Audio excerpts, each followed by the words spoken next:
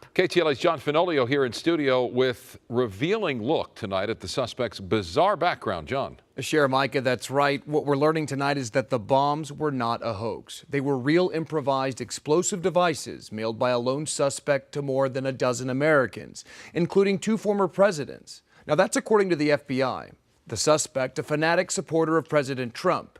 His targets, all critical of the president. Yeah, we just took him into custody. Tonight, an alleged serial bomber is behind bars. 56-year-old Cesar Sayoc taken into custody near an AutoZone store in Plantation, Florida. We can confirm that 13 IEDs were sent to various individuals across the country. A 14th device discovered hours later in Burlingame, California, addressed to Democratic donor Tom Steyer. These are not hoax devices. The FBI says it was a fingerprint found on several of the packages, including one mailed to South LA Congresswoman Maxine Waters, that led them to the suspect. Investigators tracking the suspect's cell phone before making their arrest. Authorities say he was living in this van after being kicked out of his parents' house. The van covered with pro-Trump imagery, bullseye targets over prominent liberals, and a sticker reading "CNN sucks," a frequent chant at the president's rallies. The suspect seen at one of those rallies last year in Melbourne, Florida, waving a sign saying the same thing.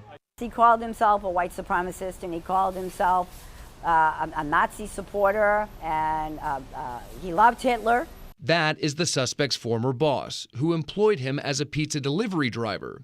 She says he was a model employee, adding, he was anti-gay, anti-black, anti-Jewish, you name it. Everybody that really wasn't white and wasn't a white supremacist didn't belong in the world. That's what he used to say to me all the time. The New York Times reports the suspect also worked as a stripper and was obsessed with bodybuilding. Public records show he had a lengthy criminal record dating back to 1991, including grand theft, battery, fraud, drug possession, and according to a 2002 Miami police report, he threatened to blow up a Florida utility company.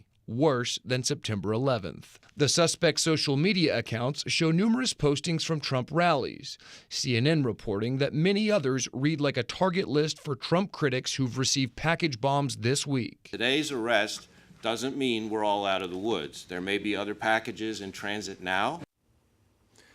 Earlier today, police discovered 3 other similar suspicious packages addressed to Democratic Senators Cory Booker and Kamala Harris, as well as former Director of National Intelligence James Clapper. The suspect now faces 5 federal charges and up to 48 years in prison. I'll send it back to you. All right, John, thank you.